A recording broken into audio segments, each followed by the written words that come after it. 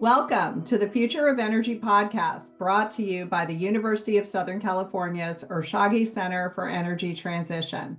In this podcast, we explore the challenges and opportunities in transitioning to a low-carbon future. I'm Elizabeth Arnold Weiss, an associate professor of technical communication practice at the USC Viterbi School of Engineering, and I'm excited to moderate today's discussion alongside our student hosts, Mila Rehak and Rashan Kavuli.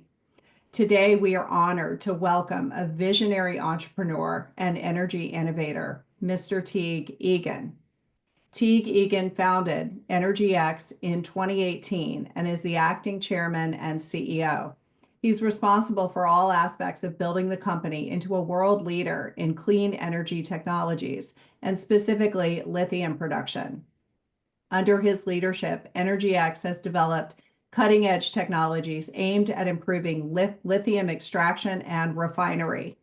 The company has secured over 120 patents and embarked on major projects like Project Black Giant in Chile, a large-scale lithium mining operation, and Project Lone Star Lithium in the Smackover region, aimed at building the largest lithium production plant in the United States. Teague's background is one of serial entrepreneurship, innovation, investing, and philanthropy.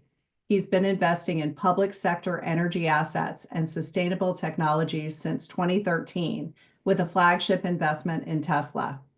Prior to EnergyX in 2010, he started an entertainment business highlighted by a #1 iTunes artist release.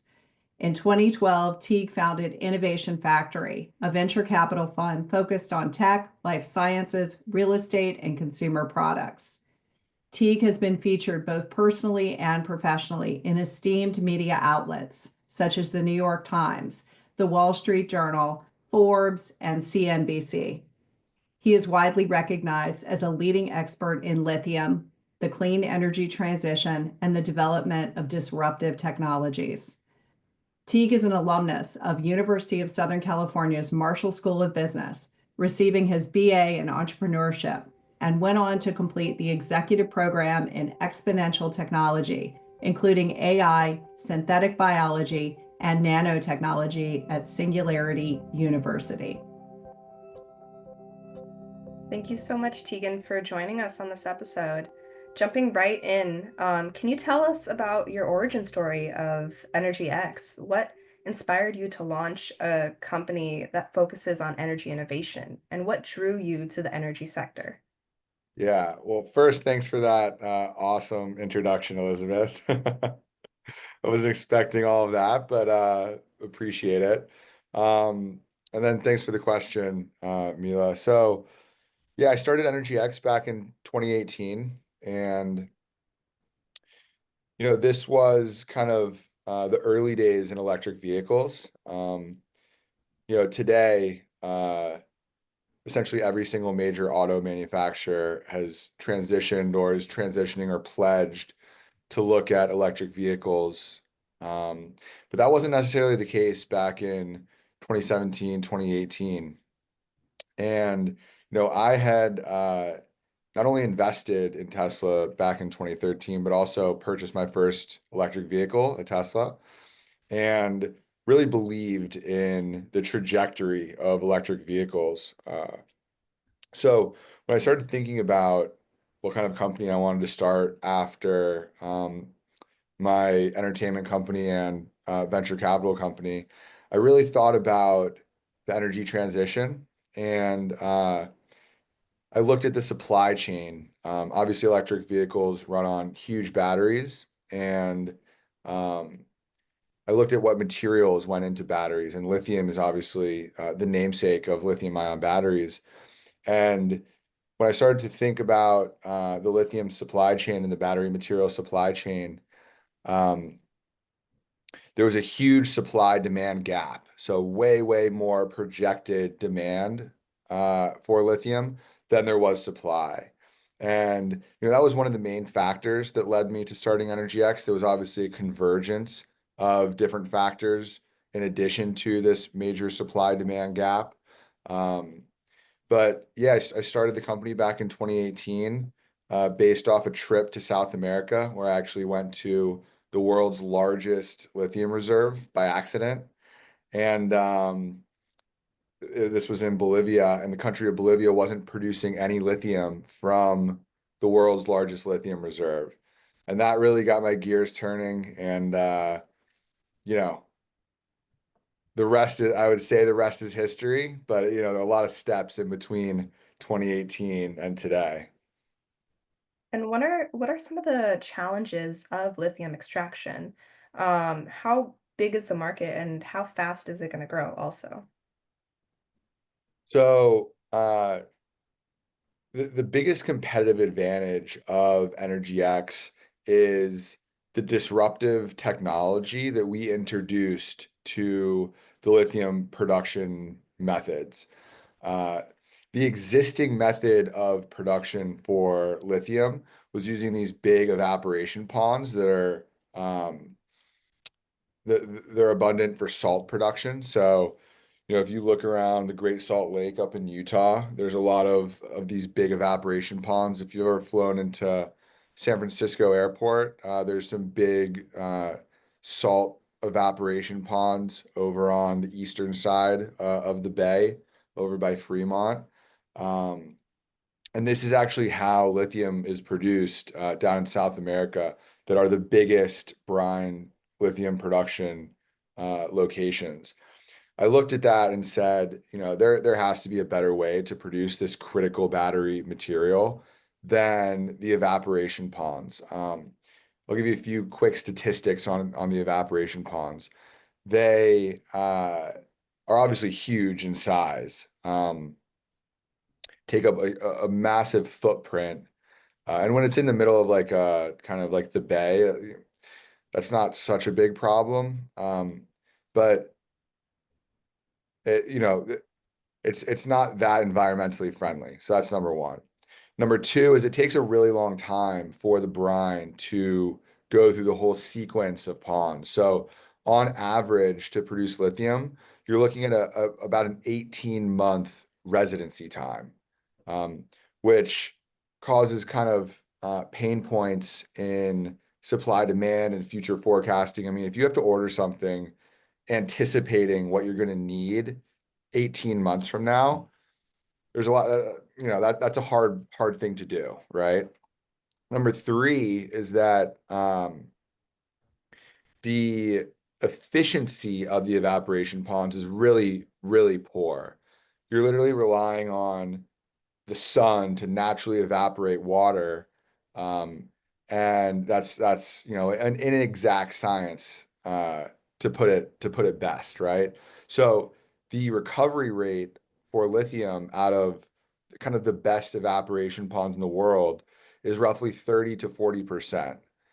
Um, and when I heard that, I was like, okay, that, you know, those different factors all resulted in me realizing there had to be a better way to do it.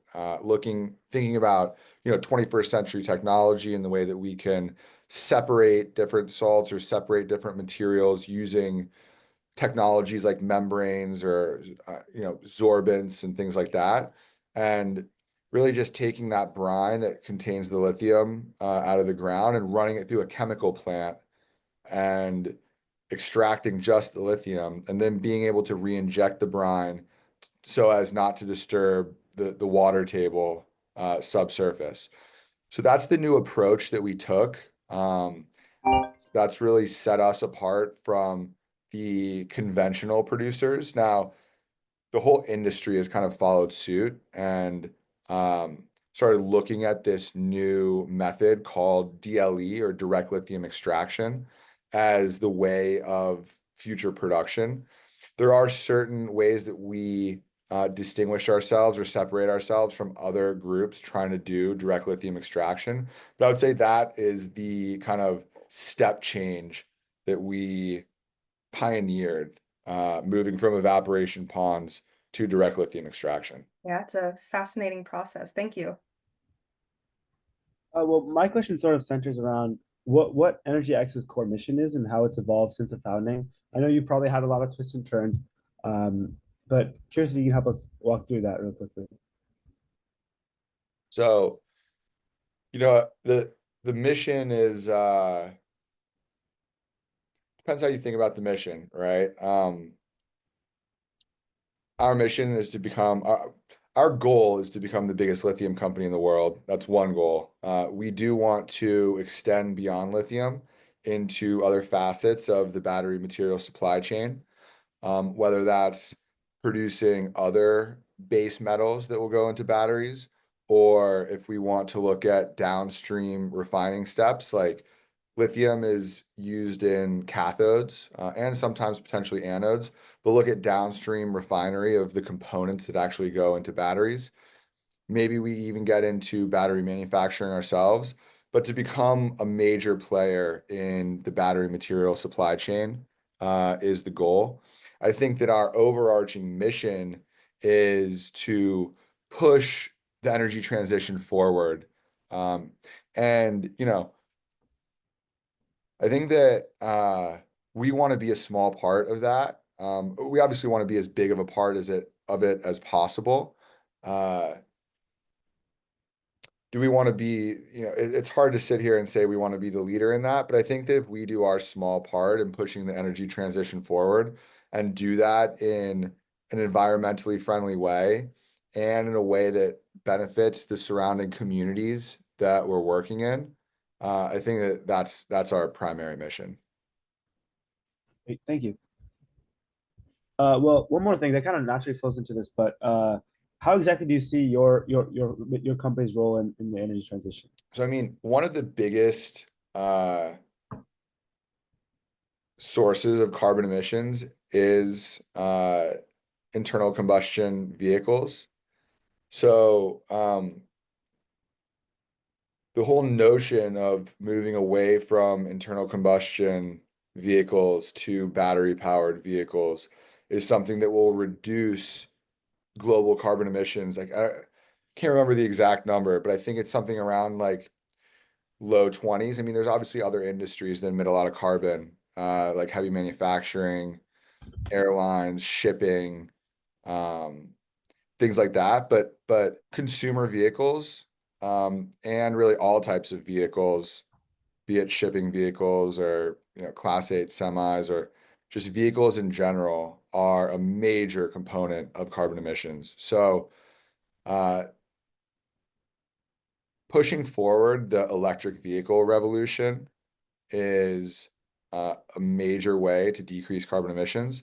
And obviously, lithium is one of, if not the most important component in the batteries that power those vehicles.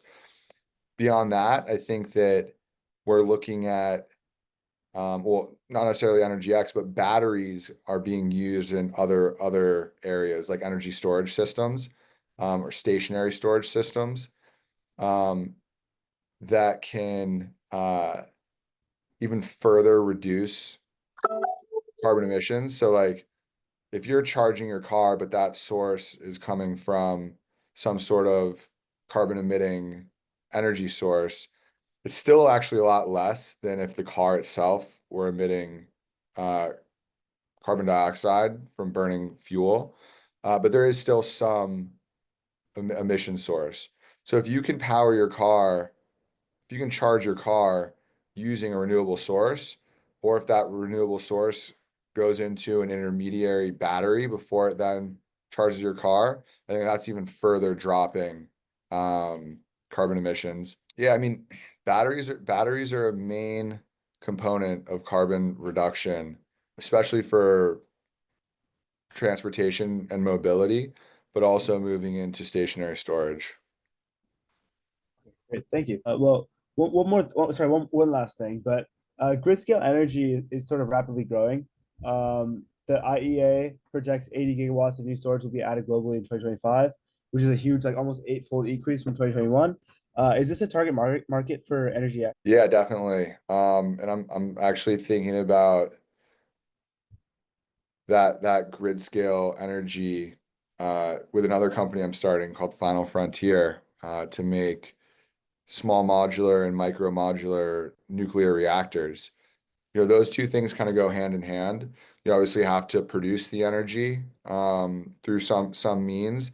That can be through burning fossil fuels or burning coal. I hope that those things are decreasing in importance and moving more towards renewable sources like wind-powered energy or solar energy. I think nuclear is going to be a really, really big mix just because of its efficiency over some of those other renewable sources. But aside from the power generation, for most of those other ones, looking at like solar and wind, those are have intermittency. So like obviously during the night, you can't take advantage of solar panels, or if it's a relatively calm day, like wind doesn't necessarily power your stuff. So you need to have that storage capacity um, in order to fully utilize renewable sources. If we move towards nuclear, I think that actually solves a lot of that problem.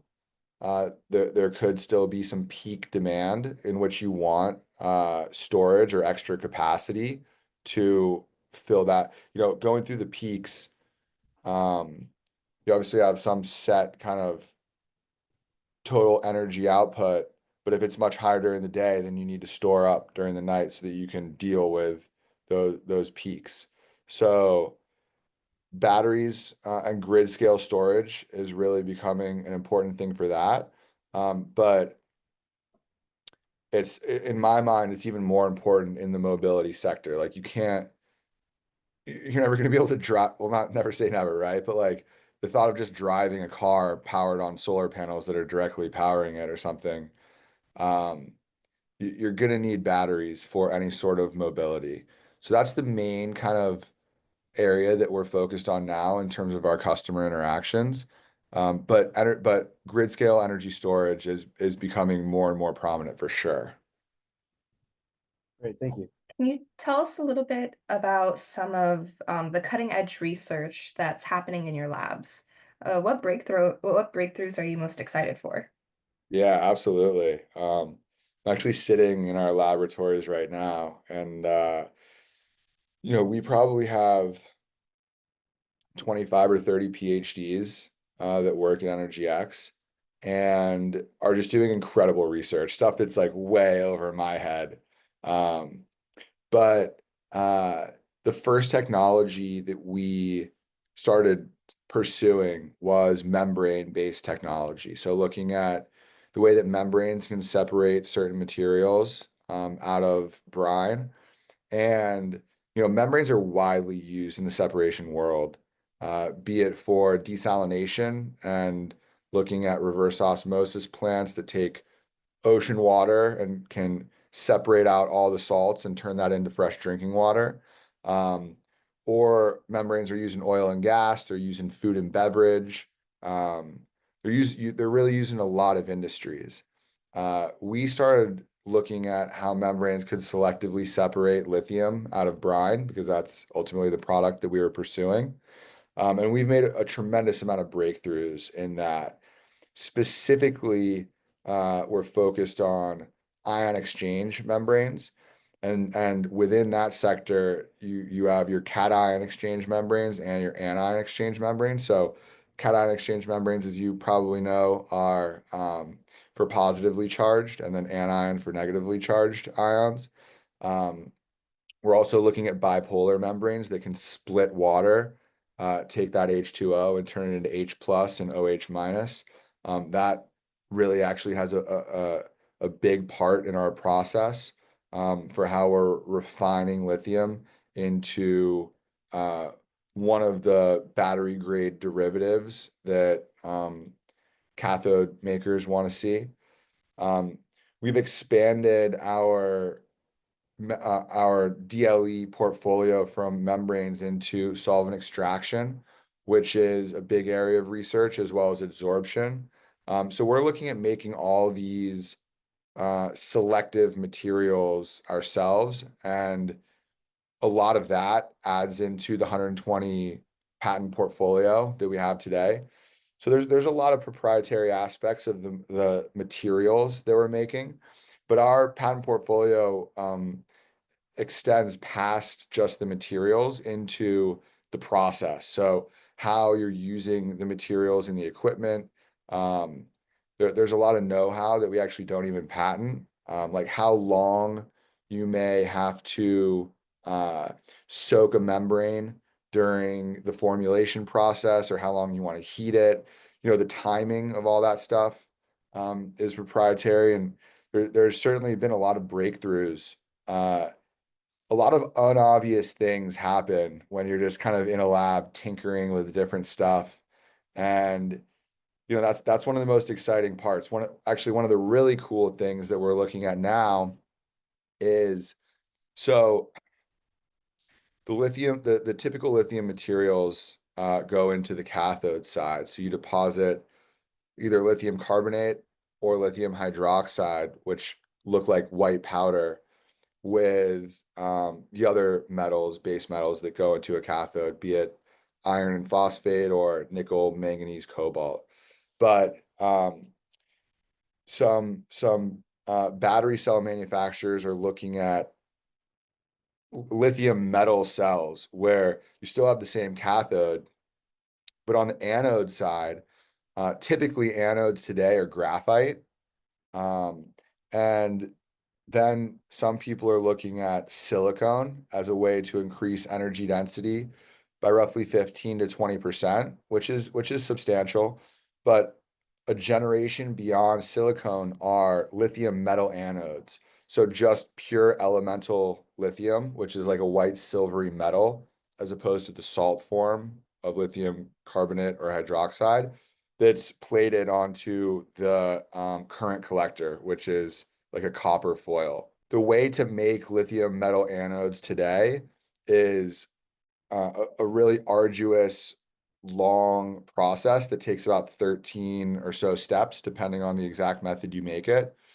We're looking at reducing that down to 2 steps and taking a lithium chloride solution that we purified in our early DLE steps, and then directly electroplating lithium onto a copper foil, which is the current collector.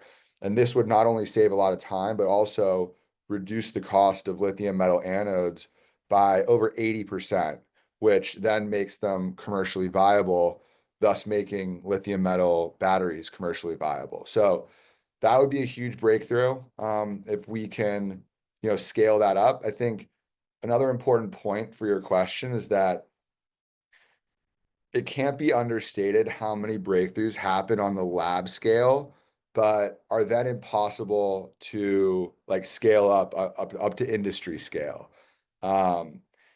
Stuff that's happening at the nano scale, a lot of people like to write academic papers on, but then actually taking that and scaling it up to pilot scale, and then maybe a demo scale, and then ultimately a commercial scale, is rare, and it takes a lot of funding, a lot of trial and error. You run into so many challenges when you're trying to scale something from a bench all the way up to industry. So, that's also part of kind of the innovation and the breakthrough, is actually making it happen on an industrial scale. Absolutely. There's a lot of components that play into it, right?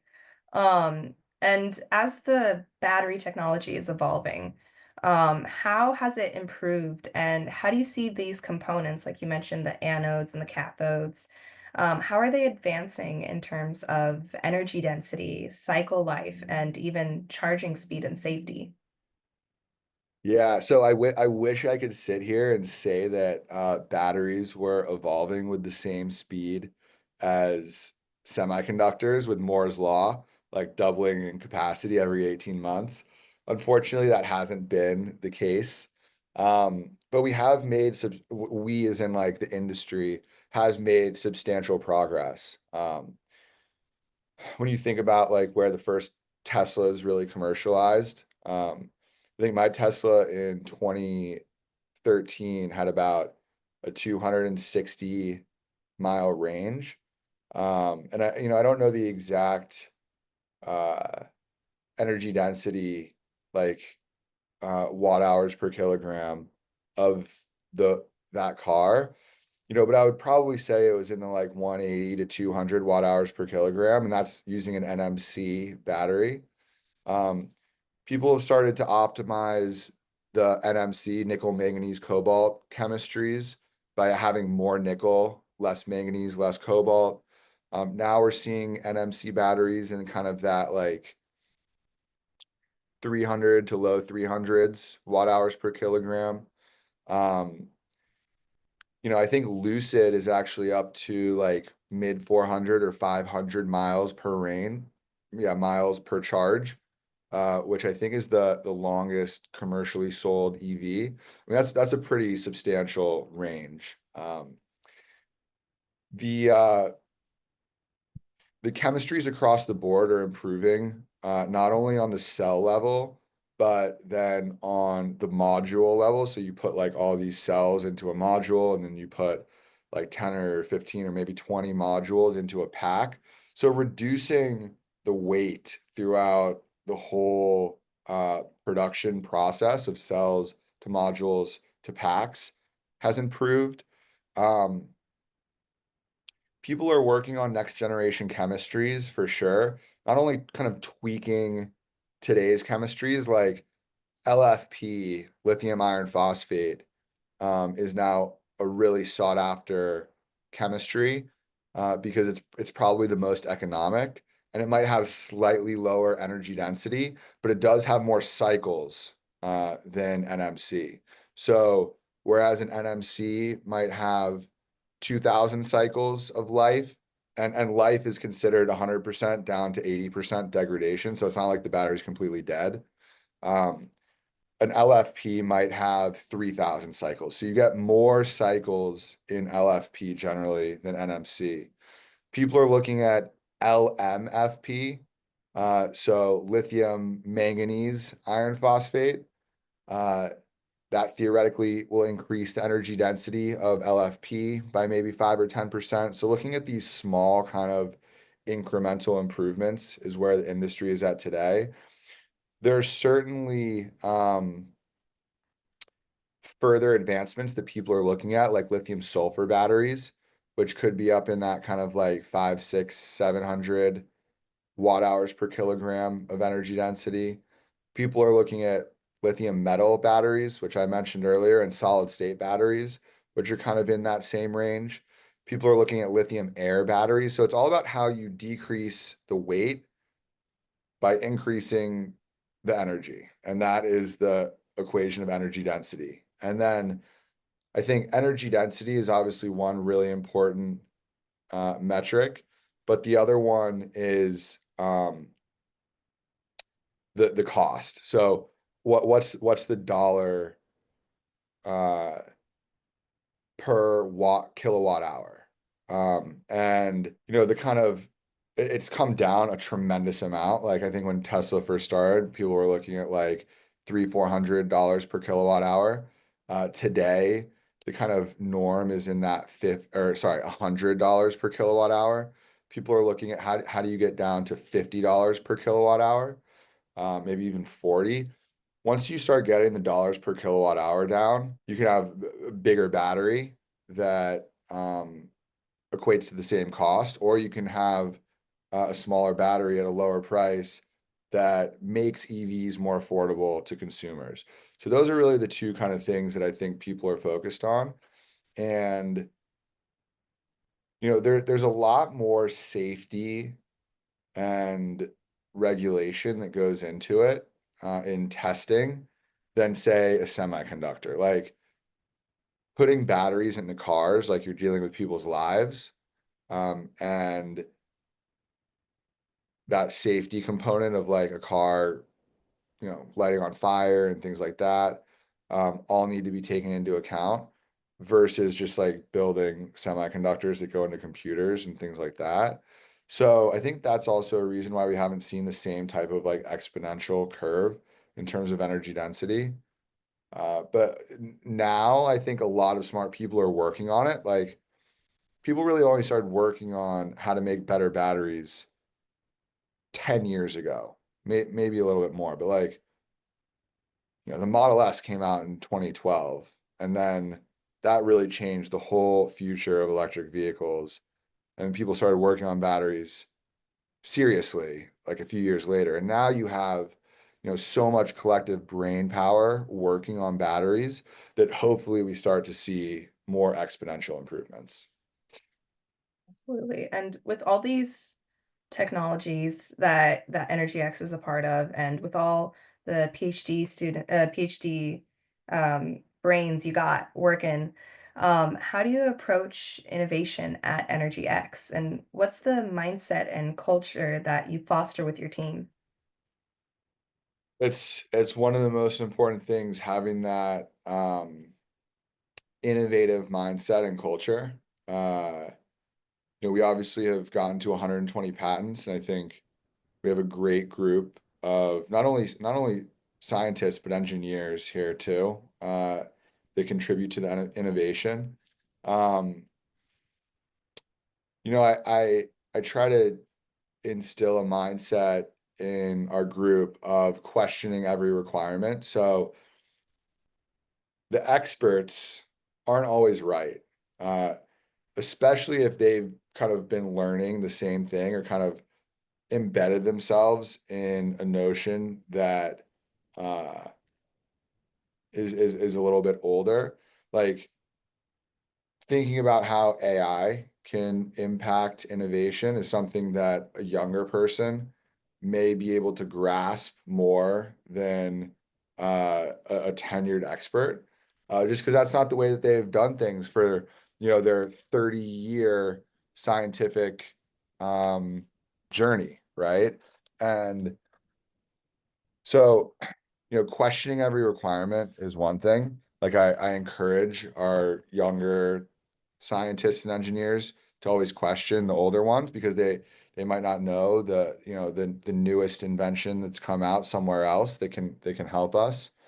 I also look at other industries that we can learn from that are completely unrelated. Like, for instance, some of the biggest innovations within our adsorption technology vertical, which is one of the DLE technologies within the lightest DLE platform, comes from the sugar industry.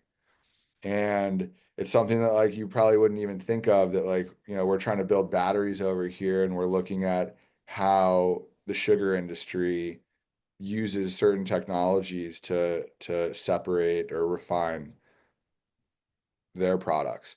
I think I really do learn a lot from Elon, and like the best example of this is thinking about, so if you haven't read his biography by Walter Isaacson, it's a great one. But he was looking at toy cars, like literally like little Hot Wheel toys. And those are all made, just one kind of like stamp out the toy, right? And he said, why don't we make our whole cars like this? And it was the major invention where they used to just stamp out like every door by itself or the hood by itself, to inventing what is now called the gigapress, where he literally stamps out the entire like top of the car and then bottom of the car, and it's like two pieces instead of like 25 pieces. And just the idea that he looked at how to manufacture cars from how to manufacture toys. Like, it didn't even have to be a toy car. It could have just been a toy anything. To take something from how you manufacture toys to how you manufacture cars is such a big leap that it's something not any tenured engineer or scientist that was already making cars would ever think of.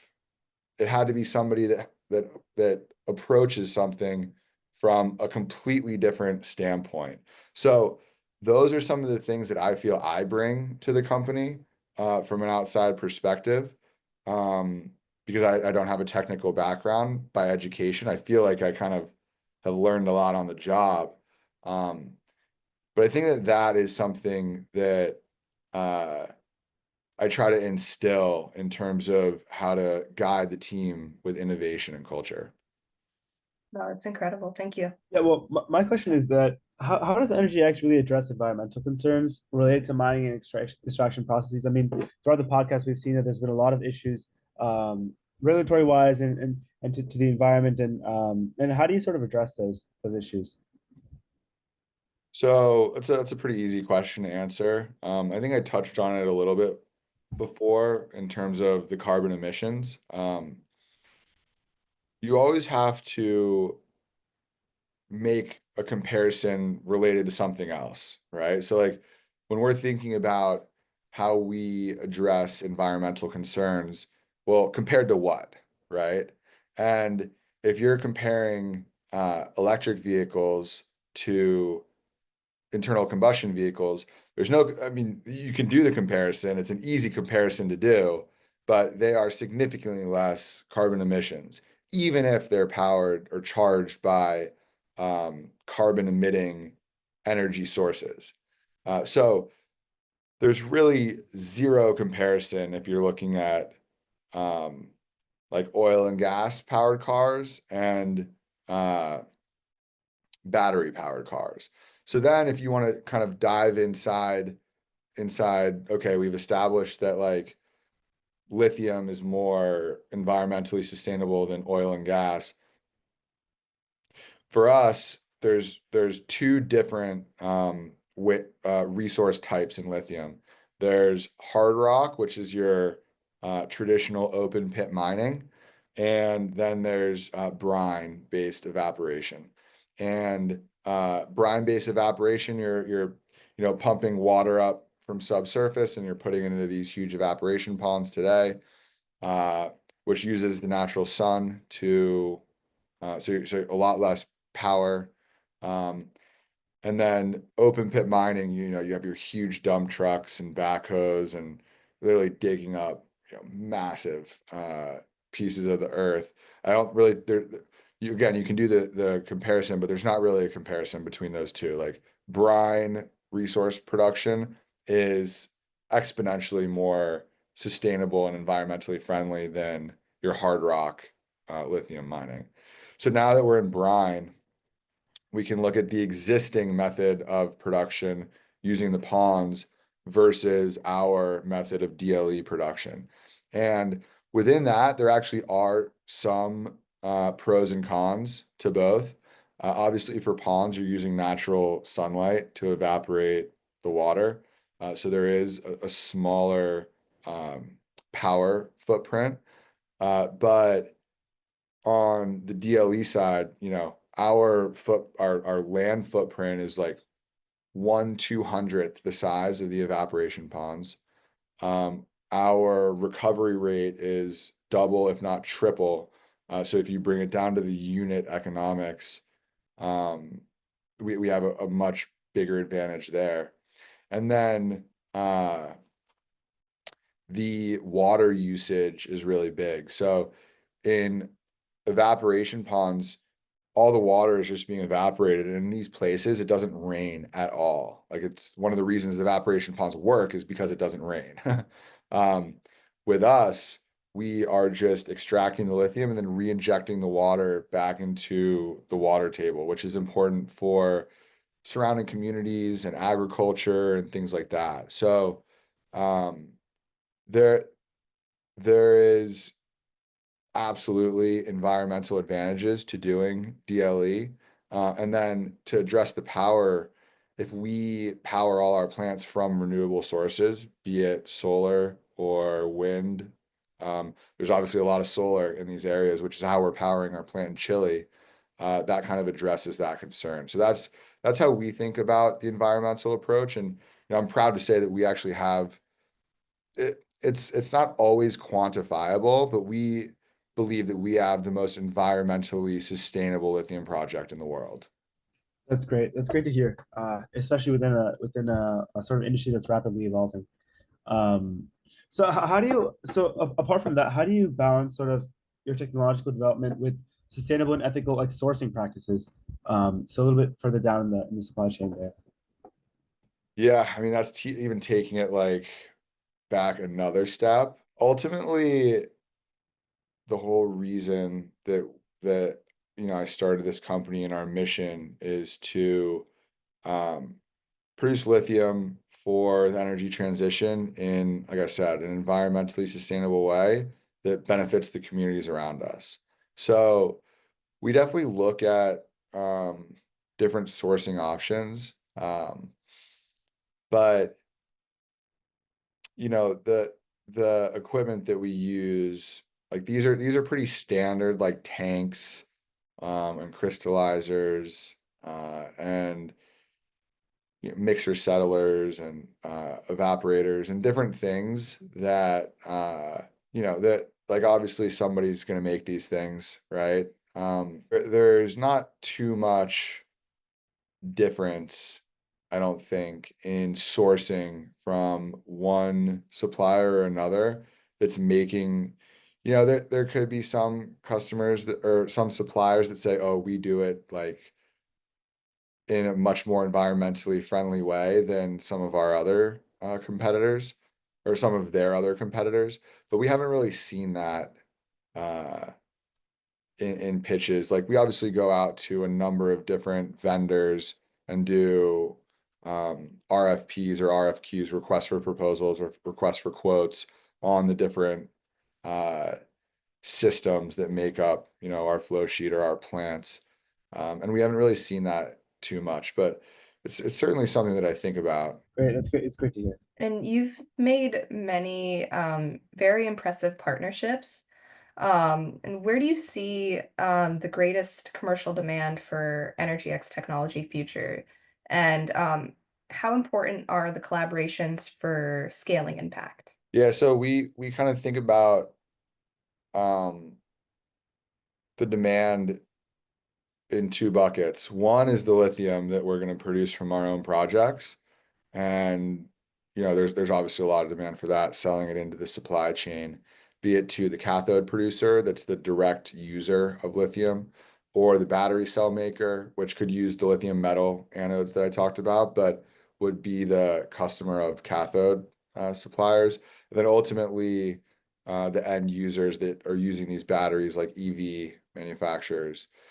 There's really demand down that whole supply chain for lithium, because you can't build electric vehicles without lithium. So as these big auto OEMs transition into EVs, they want to make sure that they have their whole supply chain secured, as opposed to relying on a supply chain that's not yet fully developed. And oh, the cathode maker couldn't secure the lithium. Well, then we can't make our EVs. Like, that's not like an option for, these big $100 billion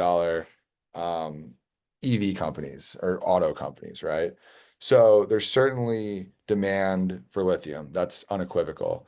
In terms of demand for our technology, we strategically decided to vertically integrate and build our own projects, but we are also looking at licensing our technology to other lithium producers. So, that's evolving. It's an expensive investment decision to build a new plant. Like, our plants are roughly $500 or $600 million, and but now with the demand of lithium, like, DLE is what every single major lithium producer is looking at. So we're in conversations with, a handful of the top 10, and it's just a long sales cycle, I would say, for that. Yeah. Awesome. Thank you. What have been some of the biggest technical or regulatory challenges that Energy X has faced so far? A good question. So down in Chile, we're going through a permitting process that, um, ironically, is 40 years in the making. So Chile has considered lithium as an element for nuclear production since 1979, and hasn't allowed any new lithium producers, other than the two major ones that were grandfathered in uh, before that regulation was made. So since 1979, there have only been two lithium producers in Chile. Chile then saw all of the big business going over to Argentina, which also has a lot of lithium reserves because it's, the Andean mountain range. And just in 2023 decided to change their stance and create what they're calling the National Lithium Strategy. And now are starting to award permits to other companies to start producing lithium. So we're in this process right now, filing and applying for these permits that we obviously need to exploit lithium. We have one of the best projects, so we're confident that we'll get that. But it's certainly kind of like a process that not only are we navigating, but the country is also figuring out as it goes. So yeah, permitting and regulation is something that is critical to building a big project. And, you have to make sure you have good relations with the governments or the authorities that ultimately approve and permit your projects. Of course. And what other advice would you offer to other entrepreneurs sort of entering the clean tech space or thinking about it? Yeah, I would say that, entrepreneurship, the most important thing is, well, there's a lot of important things. One of the most important things is just starting. A lot of people have a really hard time starting. They don't know where to start, and you don't always have to be right with exactly where you start. Like for us, we've pivoted a lot of different times from, the earliest technology that we were pursuing was like these nanoparticle membranes that we don't even use anymore, to pivoting to additional technologies in the DLE platform, pivoting from just looking to license our technology to vertically integrating and developing our own projects. Like where the company is today is nothing like what it was. Obviously, we've grown a lot, but like even the vision has evolved and adapted. So I'd say just starting is one of the most important things that I can advise to any entrepreneur. In entrepreneurship, there's a lot of ups and downs. Like there have been times when Energy X is almost like we've been down to our last payroll, like, and I had to go like raise money or, do certain things to get the money to pay to make the next payroll. Those are never good feelings. You always want to kind of try to pre-plan so you don't run into that. Firing people is never fun, but just kind of going into it, understanding that you're gonna have really low lows that are not fun. I think is an important kind of mindset, and just going through the journey, never getting too high or never getting too low. Like, when we closed our last big funding round, with General Motors and all these other big investors, like I didn't get too high and I didn't like go out and like take a vacation or anything. Like it was right back to work the next day, you know? But when you get low, you can't get down on yourself and like waste time. You have to come up with solutions. Like as the entrepreneur, as the CEO, you're basically a filter for all the worst problems. Like hopefully you have management that can solve like smaller problems, but if it's a big enough problem, it makes its way up to you, and you're tasked with making these hard decisions of which way to go. And I think that that's something that an entrepreneur has to embrace, like making those hard decisions. Yeah, but it's fun. Like I wouldn't have it any other way. Yeah, it sounds awesome. Sounds really cool. Looking ahead, where do you see Energy X 5 years from now? What are some important milestones that you guys are aiming to achieve? It's a good question, and that will be unfortunately the last question because I have to run in 3 minutes. But today we're in 2025, and we just finished. We just finished a major milestone. That is a big study for our first project in Chile. It's called a pre-feasibility study. I actually have a hard copy right here. You can see this book that we wrote, and This is a 360-page study that we put together, which is what we need to go out to the market to raise the money to go build a commercial plant. It shows essentially every single thing that's gone into planning the project. We'll now take that to market and go raise the funds to go build our commercial plant down there. Our goal by 2027 is to have our first commercial train. So we're breaking our plant up into trains. The first train will be 7,500 tons, followed by 6 additional trains that will come online by 2029. So by 2029, our goal is to have 52,500 tons of production in Chile and approximately 30,000. That might flex up to 50,000 tons in the US. But I roughly think that in 5 years, we'll have between 50 and 100,000 tons of production. And I have other plans that are still secretive as of this time. That's part of my job as the visionary of Energy X. I can't disclose those, but in terms of our business today and what is publicly announced with these 2 projects, our goal is to have between 50 and 100,000 tons of lithium by 2030. How exciting. Thank you. Yeah. Well, Mr. Egan, thank you so much for joining us today. It's been such an honor to host you on the podcast, and we thank you so much for sharing your remarkable insights and vision for the future of energy. So Thanks, guys. yeah, thank you. Have a good day. You too. Thanks so much.